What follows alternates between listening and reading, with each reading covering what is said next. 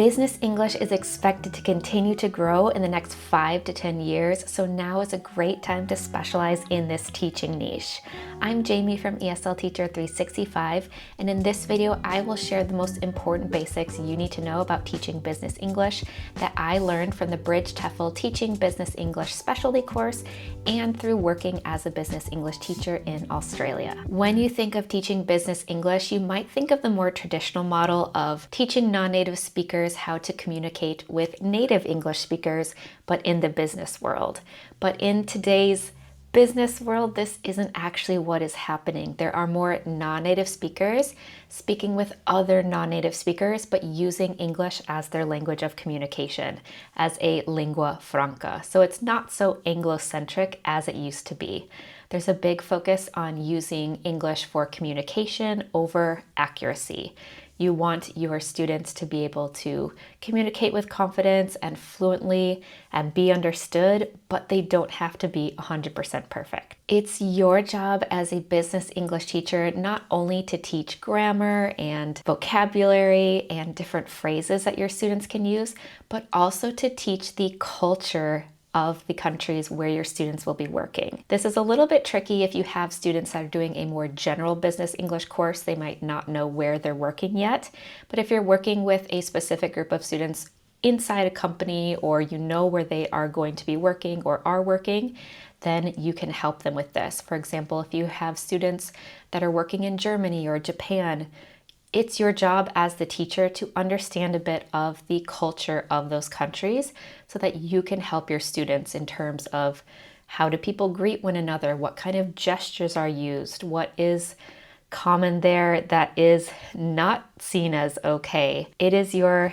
responsibility to help your students navigate culture as well as language. Something that is very different about teaching business English versus teaching general English or even test prep is that there's often a sponsor involved.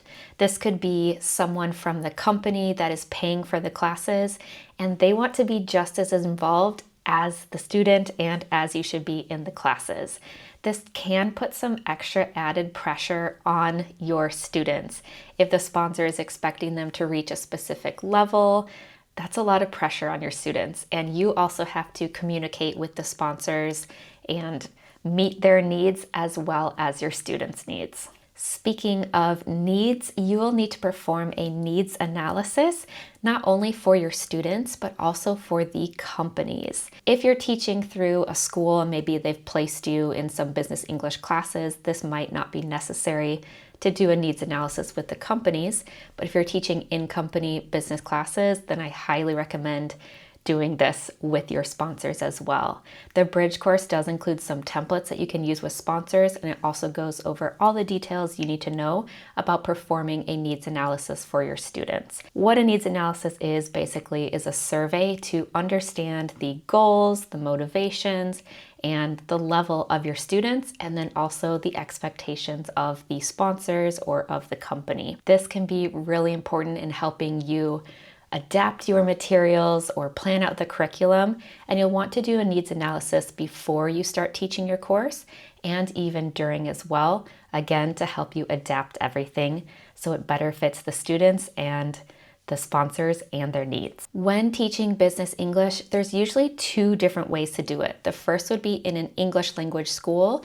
Your students are often slightly different levels. They have different types of clients, different industries, so that's a bit of a challenge in itself, but the learning environment is more predictable, easy to control, probably something that you're used to. On the other hand, we have in-company business classes, and this means you are traveling to that business. You could be working with one-on-one students, small groups. It could be virtual, there could be hybrid options. It really depends on the company's needs. Usually they're going to be in a similar industry. There might be different teams, but most people are going to be doing similar things. But the learning environment can be challenging. Maybe you aren't able to choose which room you're in. There might be a lot of noise. There might not be a whiteboard, things like that. So that is the challenge of teaching in-company business classes. I have personally only done teaching business English through an English language school. I had private clients, and I also had small groups of students that were interested in learning business English. Let's talk student motivation. As I mentioned before, the company could be paying for the classes, but you also have the scenario where the student is paying for the classes. Maybe they need a promotion at work, or they want to move to an English-speaking country and get a better job. They're going to be more highly motivated in general when attending your courses. When you have companies paying, there's often extra stress on those employees to reach a specific level or to feel confident when giving presentations, and you'll notice a difference in student motivation. As the teacher, you just need to recognize what their motivation is, where it's coming from, and this will help you best support your students. If you have students that are new to business English, maybe they've never even had a job before, but they're interested in the industry, then you'll be teaching more generalized courses. And this is where textbooks can come in handy. They have general business English textbooks that go through different topics and help your students with general skills like presentation skills, giving sales pitches, writing reports, writing formal emails, things like that. So it's a more general course.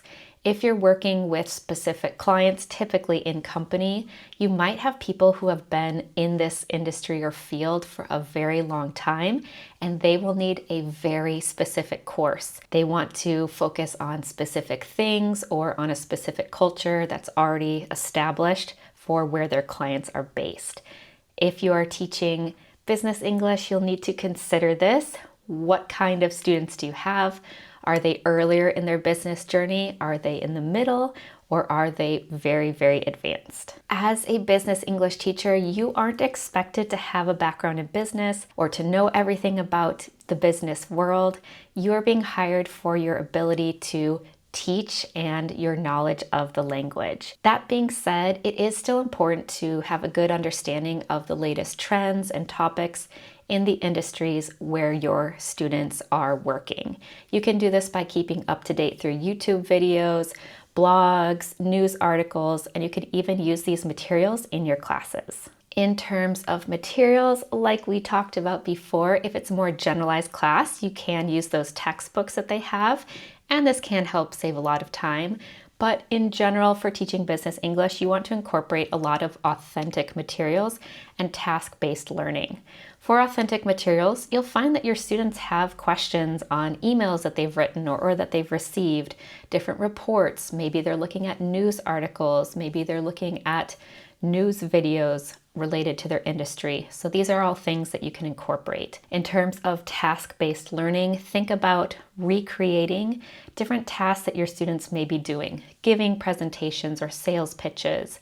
They might have to practice writing those formal emails, how to reply to the emails that they're getting, things like that. Having group discussions, that's always important as well. Sharing their opinion. Keep it as real as possible for your students. In terms of assessments, you'll want to use a variety of informal and formal assessments for your business English classes. It's not like general English where there's a quiz every week or a test at the end of the unit. You'll want to have these be more practical and related to what your students are actually doing. Again, could be a presentation, could be writing a report, and you can just do some informal interviews and check-ins throughout your course as well to check in on the progress. Remember that you do have sponsors involved. The company could be involved. They want to see their students' progress. So you'll need assessments to be able to show this progress to both the students and the sponsors. If you'd like to learn more about the topics that I shared today, you want to get certified to become a business English teacher, then I highly recommend checking out the Bridge TEFL 60-hour specialty course in teaching business English. I just completed this course. I really enjoyed it, and I found it really helpful, even though I already have experience as a business English teacher. Let's take a look on the inside to see what the course is like. There are 5 different modules. Let's take a look at the first module. You'll find all of the contents, and let's click through one of the lessons to show you what it looks like.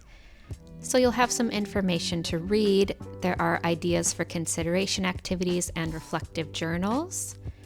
You'll also find, for example, a student profile, self-check. There's a lot of different infographics to download, and you do have some video learning tasks. This would be an interview, and there are also some examples of classes sprinkled throughout the course. Here's an example of one of the discussion boards and another unit talking about task-based learning. There's also one assignment as part of this course. To enroll in this course, you can go to eslteacher365.com/business-english, and my discount code ESL365 will get you an additional 10% off any of Bridges' courses at checkout. You can find me on Instagram at ESLteacher365, and if you have any questions about teaching English online or abroad, just leave a comment down below. If you'd like to learn how to teach English pronunciation, then you can watch this video next. Happy teaching!